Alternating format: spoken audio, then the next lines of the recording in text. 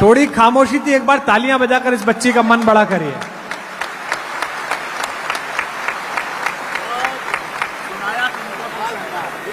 सुनाया तो तुमको श्रृंगार। गांव और शहर के बीच का ये रास्ता जो भरत द्विवेदी के पाठ से शुरू हुआ, उसने भी यही बात कही। आप लोग सौभाग्यशाली हैं कि छत्तीसगढ़ में अभी जितने भी महानगर हैं, चाहे वो रायपुर हो, चाहे वो भिलाई हो, चाहे वो बिलासपुर हो, यहां अभी भी गांव जिंदा है, गांव सांसें लेता है। हमसे पूछिए, हम नोएडा के रहने वाले लोग, हम मिक्स वेज हैं। हाँ, किसकी सब्जी है? बोले मिक्स वेज की। पड़ोसी का पता नहीं है कहाँ के हैं। इनको देखो, ये नेता हमारे बैठे हैं, पूरी कॉन्स्टिट्यूएंसी जानती है इनको, जहां से जीत के आए हैं हर घर इनको जानता है, हर घर तक ये जानते हैं, उन्हीं कॉन्स्टिट्यूएंसी से जीत के आए हैं। और कितना कठिन काम ये लोग करते हैं। राजनीति इनको सधी, बड़ी महत्वपूर्ण बात है, सबको सत्ती भी नहीं है। हमसे बेहतर कौन जानता है? हाँ, नहीं, मुश्किल है। राजनीति के भंडारे में सबको पूड़ी नहीं मिलती अरुण जी। हम अंदर गए तो पूड़ी खत्म, बाहर गए तो चप्पल गायब। हो ये देखो इनको क्या सदी। आज पूर्ण मुख्यमंत्री नहीं आए, लेकिन दोनों उप आ गए, तो आधा आधा मिला के एक हो गए। हम तो नहीं को। और जैसा इनकी पार्टी में चलता है, इसमें पता थोड़ी कल को कौन मुख्यमंत्री है, किसका क्या पता है यहां पर। अनुज, मन छोटा मत कर बेटा, ये भी फिल्म की तरह है, कौन सी हिट होगी पता नहीं। मतगणना से 2 दिन पहले मुझे अरुण साहब मिले थे भोपाल में। मैंने कहा क्या चल रहा है? बोले सरकार बना रहे हैं। मैंने कहा अगला इतनी बड़ी गलतफहमी में। ये और ओम प्रकाश माथुर जी 2 ही लोग थे जिन्होंने कहा बना रहे हैं, बाकी सब कह रहे थे कि नहीं बन रही, नहीं बन रही। हमारे जुनेजा साहब बड़े प्रसन्न थे कि स्कूटर फिर चल जाएगा इस बार। हाँ, अरे बड़े अद्भुत आदमी है भाई साहब, स्कूटर पे घुमाते हैं। लेकिन अद्भुत काम हो गया और बन गई, कुछ पता नहीं है कहाँ क्या चल रहा है। ये इस बिटिया ने श्रृंगार की बात पढ़ी और बीच में टिप्पणी की इसने कि भाई क्रीम जो है वो प्रेम की असर करती है, लेकिन ऐसों पे असर नहीं करती जैसे यहां बैठे हैं बच्चे। हाँ, लाली हमारी बिटिया, बेटा देख क्या है, कवि सम्मेलन माता भगवती का मंत्रिमंडल है, इसमें अलग अलग प्रकार के लोग हैं। अब ये बिटिया हमारी देखिए, ऐसा लग रहा था जब ये पढ़ रही थी शुरू में, जब ये बोली तो ऐसा लग रहा था कि देवी का स्वस्ति वाचन चल रहा है। कितना इसे सौंदर्य दिया ईश्वर ने, कितना इसे स्वर दिया। इसे देख के ऐसा लगता है कि भगवान ने जिस सांचे में बनाया, बनाने के बाद वो सांचा तोड़ दिया। और शंभू को देख के लगता है कि उसी टूटे हुए सांचे से बना दिया। काफी माल बिखर गया है। ये प्राइवेट बिल्डर का चमत्कार है और ये पीडब्ल्यूडी की पुलिया है। पुलिया बिहार में पुलिया टूट जाता है। हाँ। और वो भी बिहार की। हाँ, थोड़ा धीमे चलिएगा साहब, टूट सकता है। बिहार अद्भुत जगह है, वहां से बड़े बड़े महारथी पैदा हुए, अद्भुत राजनेता पैदा हुए और क्या बढ़िया संघर्ष चल। बिहार के जितने भी चैनल है, मैं देख ही नहीं रहा कौन जीत रहा है कौन हार रहा है। वहां के लोगों की टिप्पणी देखिएगा, एक दूसरे के सामने ही वो जिस तरह से संघर्ष करते हैं एक दूसरे की पार्टी के लिए, अद्भुत आनंद आता है। यहां से ठहाके का महासागर प्रारंभ होता है। हंसना बड़ा मुश्किल काम है, बेचैन आदमी है। और ना बोलते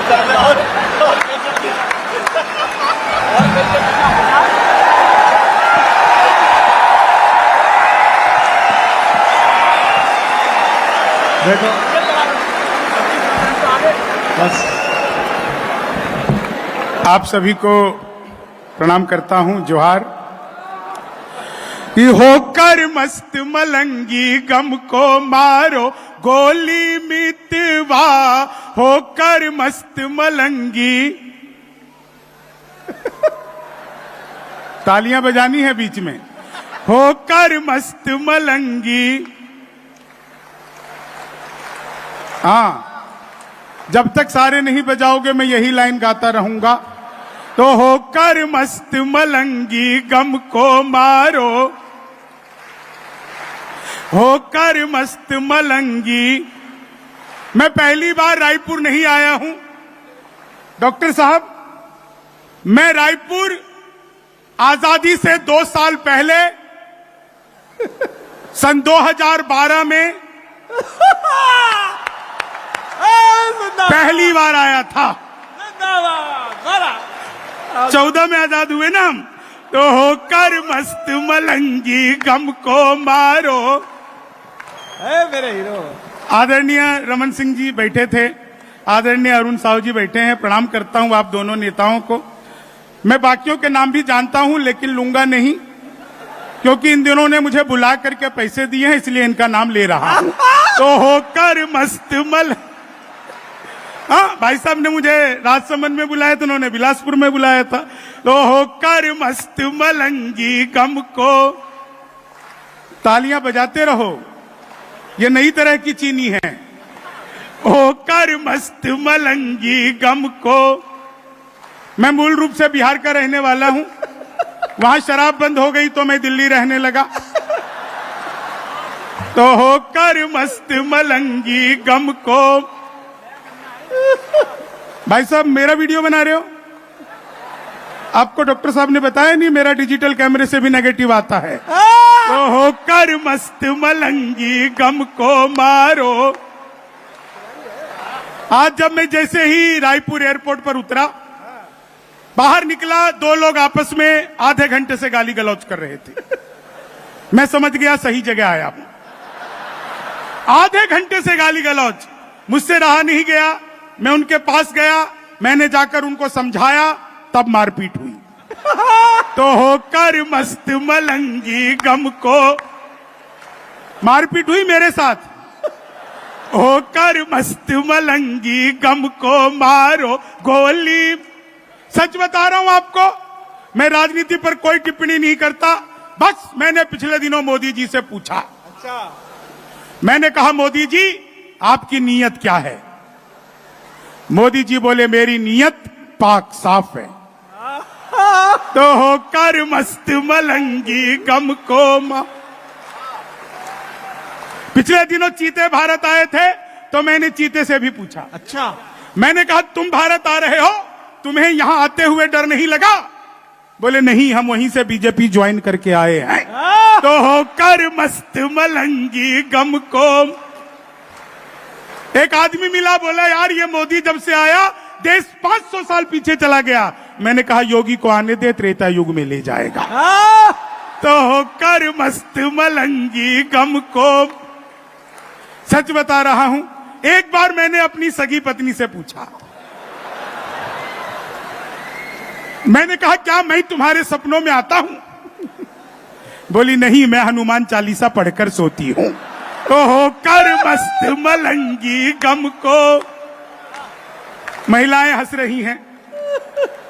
एक निवेदन करना चाहता हूं, घर पर भी ऐसी रहा करो। तो होकर मस्त मलंगी। के बिहारी लाल की। इस बात पर सबसे ज्यादा अरुण साहू जी हंसे हैं। तो होकर मस्त मलंगी गम को। क्या चेहरे पर आपके हंसी है? एक बार तो भाई साहब एक लाइन पे आपको हंसी आ जाएगी। हाँ। एक दिन पत्नी बोली आज खाना मैं बनाऊंगी। तो होकर मस्त मलंगी गम को। सच बता रहा हूं, आप लोगों ने क्या शानदार व्यवस्था की। कहां गए वो अखिल जी? किधर बैठे हैं? इधर ही दिख रहे थे। हाँ, क्या सर, क्या शानदार व्यवस्था की। हयात होटल में रुकवा दिया, हमें आदत ही नहीं अच्छे की, आपने रुकवा दिया। मैंने सोचा यार हयात में रुका, मैं क्या करूंगा। मैं सच बता रहा हूं, चाय इतनी ज्यादा महंगी कि हजम ही नहीं हुई। मैं नीचे आ गया, मैंने कहा रोहित से चलो, रोहित नीचे चाय पी करके आते हैं। मैं नीचे सर चाय पी रहा था, तभी एक कुत्ता आया। कुत्ते को देखकर मेरे भीतर दया जगी। वैसे कुत्ते से एक बात याद आई, आदमी को, सच बता रहा हूं, और कुत्ते में फर्क यही है कि कुत्ते को अदालत में 2 तारीखों पर न्याय मिल जाता है, आदमी अदालत में कुत्ता हो जाता है लेकिन उसे न्याय नहीं मिलता है। तो होकर मस्त मलंगी हाँ बेटे, सच बता रहा हूं, कुत्ते को देखकर दया जगी तो मैंने सोचा यार मैं तो चाय पी रहा हूं, ये कुत्ता क्या कर रहा है। मैंने चाय वाले से कहा एक बिस्कुट का पैकेट दो। सर उसने मुझे एक बिस्कुट का पैकेट दिया। मैंने पैकेट को फाड़ा, एक बिस्कुट निकाला, एक बिस्कुट, बाकी वापस अपनी जेब में। अक्सर हमारे भीतर इतनी ही दया जगती है। एक बिस्कुट कुत्ते की तरफ फेंका, कुत्ते ने यूं लपका और लपकते ही अलट पलट 1 मिनट में 12 बार पलटी मारी। नीतीश कुमार से भी ज्यादा 12 बार पलटी मारी। मैं घबरा गया, ये काम इनको थोड़ी आता है। मैं घबरा गया, मैंने तुरंत ही चाय वाले की गर्दन पकड़ ली। मैंने कहा क्या मिला दिया तूने बिस्कुट में? ये तो अच्छा हुआ मैंने पहले नहीं खाया, नहीं तो मैं भी पलटी मार रहा होता। तो चाय वाले ने मेरा हाथ जोड़ लिया, बोला बाबूजी मुझे मत डांटो, बिस्कुट पतंजलि का है। खाते ही कुत्ता अनुलोम विलोम कपालभाति सूर्य नमस्कार प्राणायाम सब कुछ एक साथ करने लग गया है। तब मुझे समझ में आया वो 12 बार क्यों पलटा, वो सूर्य नमस्कार कर रहा था। तो होकर मस्त मलंगी गम को मारो। मेरे लाल, आपके चेहरे पर जो हंसी है ना, कभी ईश्वर की कृपा जांचनी हो तो इस समय जो आपके चेहरे की मुस्कुराहट है बस उसी को देख लेना। इससे बड़ी कृपा ऊपर वाले की कुछ और हो ही नहीं सकती। दुनिया में आज वो अमीर नहीं है जिसके पास बड़े बंगले, नौकर चाकर, खूब पैसा है। आज के वक्त में दुनिया में सबसे ज्यादा अमीर वही है जिसके पास हंसने के लिए समय है, मुस्कुराने के लिए वजह है। अगर आपके पास हंसने के लिए समय है, राहुल अग्रवाल जी मेरे दोस्त बैठे हैं, दिख गए सर, प्रणाम करता हूं आपको भी। बहुत सारे लोग यहां पर हैं, लेकिन एक चीज कहना चाहता हूं छत्तीसगढ़ के लोगों, मैं बहुत आया हूं यहां पर और आदरणीय स्वर्गीय पद्मश्री सुरेंद्र दुबे जी, मुझे जितना उन्होंने छत्तीसगढ़ घुमाया, जगह जगह पर जा जा करके कार्यक्रम किए, और जब भी मैं कभी छत्तीसगढ़ का नाम आता है तो एक ही शख्स के नाम से मैं छत्तीसगढ़ को जानता हूं, और वो स्वर्गीय पद्मश्री सुरेंद्र दुबे जी। मैं चाहता हूं एक बार उनके सम्मान के लिए आप लोग तालियां बजा दीजिए। मैं तो हास्य का कवि हूं, बहुत ज्यादा दिमाग लगाता नहीं, लेकिन एक चीज अपने आप पे गौरव महसूस करता हूं, जब मैं आदरणीय युग कवि आदरणीय कुमार विश्वास जी संचालन कर रहे हों और मैं माइक पर खड़ा हूं, इससे ज्यादा गौरव गांव के किसी व्यक्ति के लिए हो ही नहीं सकता साहब। मैं एक गांव का व्यक्ति, मधुबनी बहुत छोटा सा गांव मेरा सर, गांव इतना छोटा सा कि सब लोगों की शक्लें आपस में मिलती थी, इतना छोटा सा गांव साहब। ये बहुत बारीक हो गया ये लेकिन मैं ऐसी जगह से निकलकर, और सबसे बड़ी बात जो केवी शाला के माध्यम से उन्होंने युवाओं को, नए लोगों को जो एक मौका दिया, आज कविता लिखने की हम सबके भीतर ललक है। जितने लोग यहाँ पर आप कविता सुनने आए हैं ना, ये कविता सुनने नहीं आए हैं, आपके भीतर जो कवि है उसको खुराक देने के लिए आए हैं। लेकिन उस खुराक को मंच देने का काम जो व्यक्ति करते हैं पूरे हिंदुस्तान नहीं, हिंदुस्तान से बाहर, वो आदरणीय कुमार विश्वास जी हैं। एक बार आप उनके लिए, क्योंकि मंचों पे फुहड़ता आ गई थी इतनी ज्यादा कि कविता गायब होती जा रही थी। आप यकीन मानिए अगर डॉक्टर कुमार विश्वास का ये प्रयास नहीं होता तो आज अल्पना जैसी कवित्री संभवतः इतने बड़े मंच पर कभी नहीं आ पाती। कविता आपके बीच में सांस ले रही है। तालियां थोड़ी सी कमजोर है, तालियां थोड़ी जोरदार बजाइए। मैं थोड़ा सा समय की अपनी सीमाएं हैं। मैं आपको एक चीज और बताऊं, मैं पूरी दुनिया में किसी भी मंच पर चला जाऊं, आदरणीय डॉक्टर साहब सबसे पहली बार मुझे दुबई लेकर के गए थे। दुबई के मंच से मैं पूरी दुनिया में धीरे धीरे फेमस होना शुरू हुआ। मैं पूरी दुनिया में किसी भी मंच पर चला जाऊं, फिर चाय आ गई है।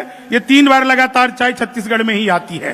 तो मैं बता रहा हूं आपको, मैं तो नहीं हो सकता है साहब मैं आपको दुनिया के किसी भी मंच पर चला जाऊं, मैं पिछले दिनों अमेरिका गया, हर जगह पर मैं धोती कुर्ता पहन करके ही मंच पर जाता हूं। पैसे ज्यादा हो गए तो डिजाइनर धोती पहनने लग गया, लेकिन मैं हर जगह जहां जाता हूं धोती कुर्ता पहन करके जाता हूं। मैं धोती कुर्ता इसलिए पहन करके नहीं जाता कि मुझे वेस्टर्न कपड़े अच्छे नहीं लगते, बहुत अच्छे लगते हैं, लेकिन मैं धोती कुर्ता पहनकर मंच पर इसलिए जाता हूं ताकि, क्योंकि वो आपके चाहे छत्तीसगढ़ का कोई गांव हो, मेरे बिहार का कोई गांव हो, उत्तर प्रदेश का कोई गांव हो या राजस्थान का कोई गांव हो, हमारे गांव में जब कोई एक बुजुर्ग व्यक्ति मरता है ना, तो बुजुर्ग नहीं मरता, उसके साथ धोती पहनने वाला एक आदमी कम हो जाता है। हमारे परिधान कहीं ना कहीं खत्म होते चले गए। हमारे संस्कार कहीं ना कहीं कम होते चले गए। हम लोग कोशिश करते हैं कि अपने परिधान दुनिया को बताऊं, ये मेरे बाप दादाओं का पहनावा है, ये मेरे भारत का पहनावा है। मैं तो अमेरिका गया, वहां पर धोती पहनकर घूम रहा था, न्यूयॉर्क में धोती पहनकर घूम रहा था, एक जगह है टाइम्स स्क्वायर टावर, मैं टाइम्स स्क्वायर टावर पर धोती पहनकर घूम रहा था। कई लोग तो वहां पर कुछ भी नहीं पहनकर घूम रहे थे। बहुत बढ़िया। मैं तो धोती पहनकर घूम रहा था। एक अंग्रेज ने मुझे ऊपर से नीचे तक देखा, बोला व्हाट इज दिस? मैंने कहा धोती। बोला व्हाट धोती? मैंने कहा फुली एयर कंडीशनर। अब सर वो अंग्रेज को समझ नहीं आया, उसने पीछे से मेरा धोती का लान पकड़ लिया। बोला व्हाट इज दिस जेंटलमैन? मुझे गुस्सा आया, मैंने उसका टाई पकड़ लिया। मैंने कहा you tell me first what is this gentleman? बोला this is my neck tie. मैंने कहा this is my back tie. तो होकर मस्त मलंगी गम को मारो। सच बता रहा हूं, महिलाएं हंसती है, मुझे इतना अच्छा लगता है। और उन सर महिलाओं को खुश करना दुनिया का सबसे मुश्किल काम है। 1000 तरीके अपना लो, आप महिलाओं को खुश कर ही नहीं सकते। हम पुरुष महिला को देखते ही खुश हो जाते हैं। तो होकर मस्त मलंगी। मैं तो ट्रेन में आ रहा था, बीच वाली बर्थ पर सो रहा था, ऊपर पे 30-40 की, नीचे पे 80-90 की। तो 30-40 ने 80-90 से पूछा, बोली बहन तेरी उम्र क्या है? 80-90 बोली होगी 38-40। अब उसने उससे पूछ लिया तेरी क्या है? बोली 18-20। मैं तो 20 के बरस से धड़ाम से नीचे गिरा। बोली भाई साहब क्या कर रहे हो? मैंने कहा जी पैदा होने की कोशिश। तो होकर मस्त मलंगी। अच्छा, आज मैं पूरे रायपुर शहर का मैंने मुआयना किया। सुबह आ गया था, पूरा रायपुर घूमा। रायपुर वालों, एक खास बात आप लोगों की है, सड़क पे स्पीड ब्रेकर जहां से टूटा होता है थोड़ा सा, वहां से मोटरसाइकिल निकालने की कला जो रायपुर वालों के पास है, वो दुनिया में किसी के पास नहीं है साहब। एक निवेदन प्रशासन से करना चाहता हूं, शासन के लोगों से करना चाहता हूं। सड़कें आपने वैसे बहुत अच्छी बना दी है, लेकिन कई जगह सड़कें अभी भी उबड़ खाबड़ करती रहती है। सर एक निवेदन करना चाहता हूं, कृपया सड़क बनाते हुए उसी मटेरियल का इस्तेमाल करें जो स्पीड ब्रेकर बनवाने में करते हैं। सड़क टूट जाती है, स्पीड ब्रेकर वैसी रहती है, काम वही है, बस मटेरियल बदलना है। तो होकर मस्त मलंगी गम को मारो। क्या चेहरे पर आपके मुस्कुराहट है। समय की अपनी सीमाएं हैं। एक दो मुक्तक सुनाता हूं भाई साहब, और अपना स्थान लेता हूं, क्योंकि मुझे भी अपने समय में अपने दायरे में सुनाना है। दो विशेष नए मुक्तक आपको सुनाता हूं, और तीसरे मुक्तक पे आप सबके जो बाहें हैं वो खुद ही खिल उठेंगी, क्योंकि वो मेरा सबसे प्रिय मुक्तक है और इस समय पूरे भारत का सबसे प्रिय मुक्तक है। तो पहला मुक्तक मैं सुनाता हूं, जो लोग अभी भी मेरा रील बना रहे हैं उन्हीं को सुना देता हूं। हाँ, इधर से एक महिला बना रही है, प्रणाम करता हूं आपको। सच बता रहा हूं, महिलाएं जब मेरा फोटो खींचती है तो मुझे बहुत अच्छा लगता है। नहीं, मैं दुनिया का सबसे खूबसूरत आदमी हूं, क्योंकि जो आपको हंसाता हो उससे ज्यादा खूबसूरत और कोई हो भी नहीं सकता। इधर से एक सीटी बजी, मुझे देखकर सीटी बजाने वाले, मैंने खाली बाल बड़े किए हैं।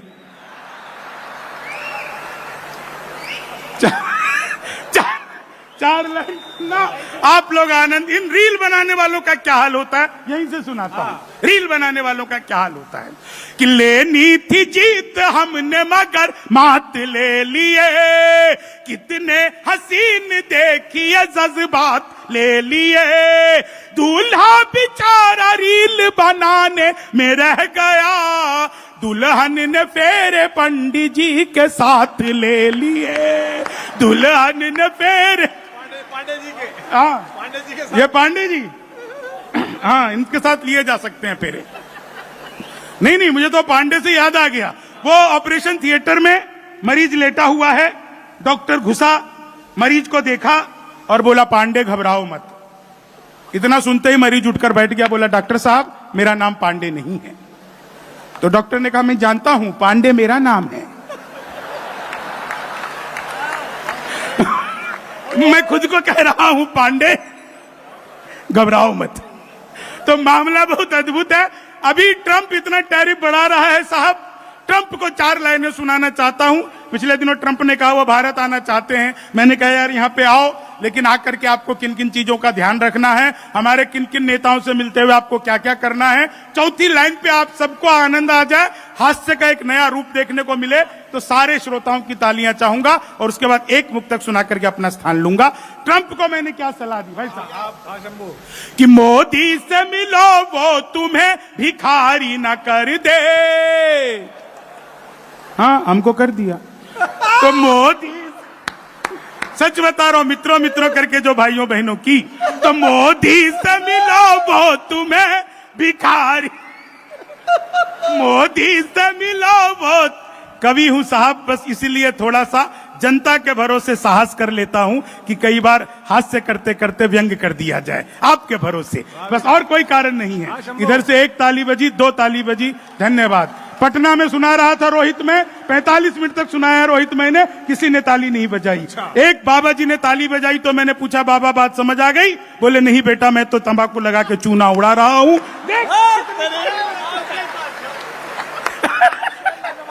लाजवाब है ना भाई साहब? नहीं, महिलाएं फिर हंस रही है, प्रणाम करता हूं। आप लोगों को पता है ये कॉपी पेस्ट का आविष्कार महिलाओं ने किया है। वो नीचे वाले होठों पर लिपस्टिक लगाती है, ऊपर पप पप पप पप पप पप करती है, हो जाता है कॉपी पेस्ट। एक भाई साहब नया, मेरे तो पड़ोस में, सच बता रहा हूं, मेरे पड़ोस में रोज एक लड़की नागिन डांस करती थी, रोज नागिन डांस करती थी। एक दिन मैंने घंटी बजाई, वो निकल करके आई, मैंने कहा तुम ही रोज नागिन डांस करती हो? बोली हाँ। मैंने कहा कभी डस भी लो। बोली मैं नागराज को नहीं डसती। इतना एक मुक्तक मैंने क्या कहा ट्रंप को कि मोदी से मिलो वो तुम्हें भिखारी ना कर दे, राहुल तुम्हें पदयात्री सवारी ना कर दे, उत्तर प्रदेश जाना ट्रंप सोच समझ कर, योगी जी तुम्हें ट्रंप से तिवारी ना कर दे, योगी जी तुम्हें ट्रंप से तिवारी ना कर दे, योगी जी तुम्हें ट्रंप से।